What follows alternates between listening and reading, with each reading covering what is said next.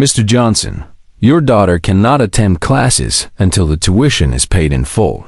The school principal says, as 81-year-old Raymond Johnson struggles to balance on his prosthetic leg while trying to write a check with his prosthetic arms. The crowded school office watches the disabled veteran fumble with the pen.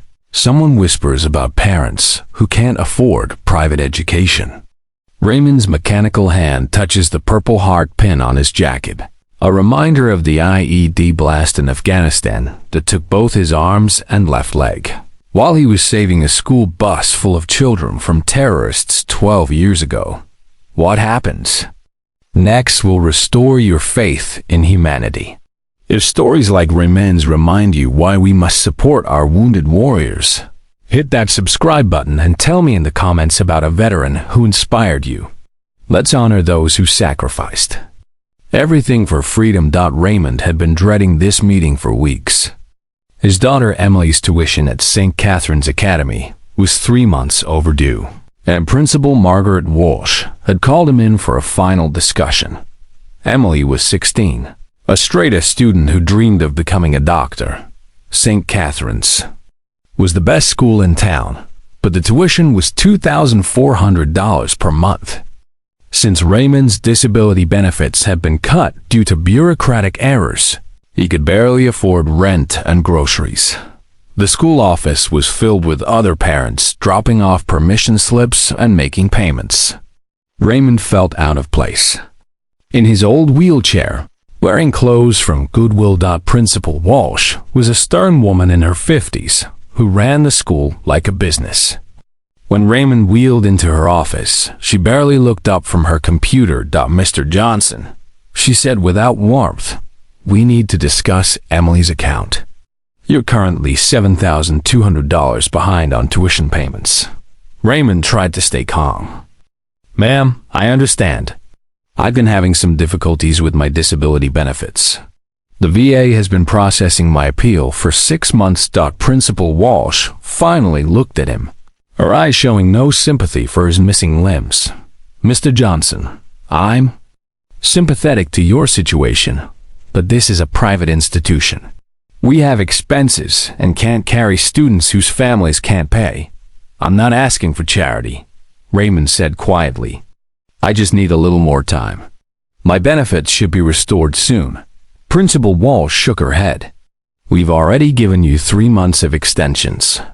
Other families pay on time, and it's not fair to them when we make exceptions. Raymond felt his chest tightening. Emily loves this school. She's worked so hard to maintain her grades. Please don't punish her for my financial problems. I'm not punishing anyone, Principal Walsh replied coldly. But Emily cannot continue attending classes until the full balance is paid. She can clean out her locker today. Raymond's prosthetic hands shook as he tried to process what she was saying. You're expelling her? I'm suspending her until payment is received, Principal Walsh said. She can reapply next semester if your financial situation improves. The office door was open, and other parents in the waiting area could hear every word. Raymond felt humiliated. Ma'am, Raymond said, his voice breaking, Emily is all I have left. Her mother died in a car accident 5 years ago. This school is her future. Principal Walsh looked annoyed. I understand that's difficult, but it doesn't change our payment policy. Perhaps you should consider public school options. Raymond looked down at his prosthetic arms. He had lost his limbs serving his country, and now he couldn't even provide for his daughter's education. I served in Afghanistan, he said quietly. I lost my arms and leg protecting civilians. I thought that meant something. Principal Walsh's expression didn't change. I'm sure your service was admirable, but it doesn't pay tuition bills. Raymond felt tears forming in his eyes. He had faced enemy fire, survived multiple surgeries, and learned to live with prosthetics. But this felt like his biggest failure as a father. Please, he whispered. Just give me 1 more month. I'm sorry, Principal Walsh said, standing up to signal the meeting was over. Emily needs to be out of classes by the end of today. Raymond wheeled out of the office, devastated. Other parents stared as he struggled to navigate his wheelchair through the narrow hallway. That's when he heard a familiar voice. "Sergeant Johnson? Is that you?" Raymond turned to see a man in army dress uniform approaching. Major Kevin Torres, according to his name tag. He was about 40 years old with ribbons covering his chest. "Sir," Major Torres said, "I'm not sure if you remember me. I'm Kevin Torres. I served under you in Kandahar in 2012. Raymond's face lit up slightly. "Lieutenant Torres? You made Major?" "Yes, sir. And I owe it all to the leadership you showed our unit." Major Torres noticed Raymond's prosthetics and the wheelchair. "Sir, I heard about what happened after I rotated home. The I'd attack when you saved those school children." Raymond nodded quietly. "It was a long time ago." Major Torres shook his head. "Sir, what you did was incredible. You carried 6 children out of that school bus while it was under fire. You went back for more, even after the first explosion took your arm." "I couldn't leave those kids," Raymond said. "You saved 14 children that day," Major Torres continued. "The second IED took your other arm and leg, but you still tried to go back for the bus driver." Raymond felt uncomfortable with the attention. "What are you doing here, Major?" "My daughter Sarah goes to school here," Major Torres replied. "I was dropping off her field trip form when I saw you come out of the principal's office. You looked upset." Raymond hesitated, then decided to tell the truth. "They're suspending my daughter Emily because I can't pay her tuition. My disability benefits got cut due to some bureaucratic mistake." Major Torres's face showed immediate anger. "They're kicking out the daughter of a Purple Heart recipient? A man who lost 3 limbs saving children? It's a private school," Raymond said. "They have policies." Major Torres was already pulling out his phone. "Sir, give me 5 minutes." He stepped aside and made several quick calls. Raymond could hear fragments of the conversations. Double quotes, ... Medal of Honor, recipient's daughter, ... Triple amputee veteran, ... Double quotes, ... School is expelling her. 10 minutes later, Major Torres returned with 3 other people. Colonel Maria Santos, Captain Jennifer Lee, and Sergeant First Class Michael Brown, all in dress uniforms.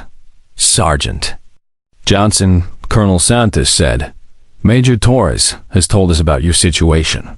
We're here to help. You don't need to do that," Raymond replied. "This isn't the military's problem." "Sir," Captain Lee said, "you're wrong. When one of our wounded warriors needs help, it's absolutely our problem." Sergeant Brown stepped forward. "Sir, I was in that convoy behind you when you saved those children. I saw what you did. You're the reason I stayed in the Army." Colonel Santos addressed the group. "Gentlemen, I've made some calls. The 82nd Airborne Veterans Association is covering Emily's tuition for the rest of the year. The Wounded Warrior Project is handling next year's costs." Raymond's eyes filled with tears. "That's too much.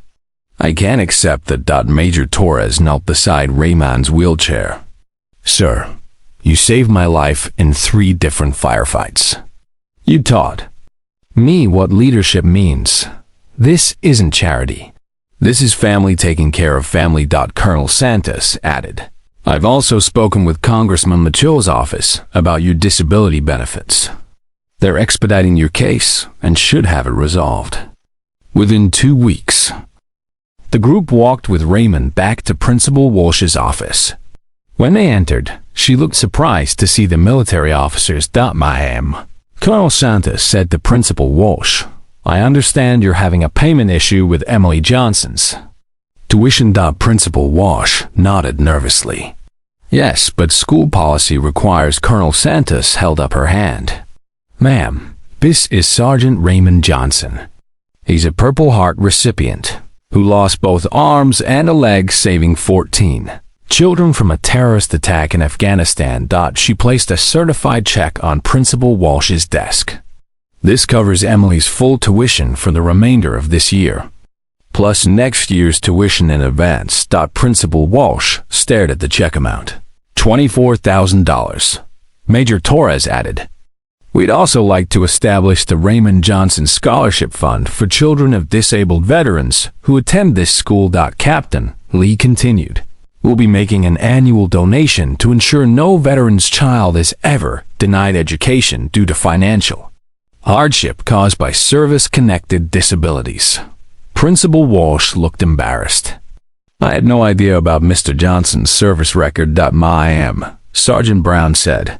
"Perhaps next time you might ask about a family's circumstances before making assumptions about their character." Colonel Santos turned to Raymond. "Sergeant, Emily will never have to worry about tuition again. And we're setting up a monthly support fund to help with your living expenses while your benefits are restored." Raymond couldn't speak. He was overwhelmed by the support from his fellow service members. That afternoon, Emily came running out of school when she heard the news. She hugged her father as best she could with his prosthetic arms. "Dad," she said through tears, "I'm so proud of you. My teachers told me what you did in Afghanistan. You're a hero." Raymond smiled. "No, sweetheart. These soldiers are the heroes. They didn't forget about their old sergeant when he needed help." 6 months later, Raymond's disability benefits were fully restored. His appeal had been expedited thanks to congressional intervention, and he received all his back pay. But more importantly, the Raymond Johnson Scholarship Fund had grown to over $100,000. Donations came from veterans across the country who had heard his story. Emily graduated as valedictorian 2 years later and received a full scholarship to medical school. In her graduation speech, she thanked her father for showing her what sacrifice means, and the military community for showing her what family means. Raymond sat in the front row, wearing his dress uniform with all his medals displayed proudly. His prosthetic hands couldn't clap, but his heart was full of pride. Major Torres, now Lieutenant Colonel Torres, spoke at the graduation ceremony. He told the audience about Sergeant Johnson's heroism and how the military community never abandons its own. As the ceremony ended, Raymond was surrounded by dozens of veterans and their families who had come to honor Emily's achievement. Principal Walsh, who had remained as principal, approached Raymond with obvious respect. "Mr. Johnson," she said, "I owe you an apology. I should have shown more understanding and respect for your service and sacrifice." Raymond nodded graciously. "Ma'am, you helped teach Emily an important lesson. She learned that sometimes people make mistakes, but good people find ways to make things right." That evening, as Raymond watched Emily celebrate with her classmates, he thought about the day he had almost lost hope. One chance encounter with Major Torres had changed everything. Emily would become a doctor, serve others, and carry forward the values of service and sacrifice that her father had taught her. And the Raymond Johnson Scholarship Fund would ensure that no other veteran's child would ever face what Emily had faced that day when her education was threatened by her father's financial struggles. The military had kept its promise. No soldier left behind, no family forgotten.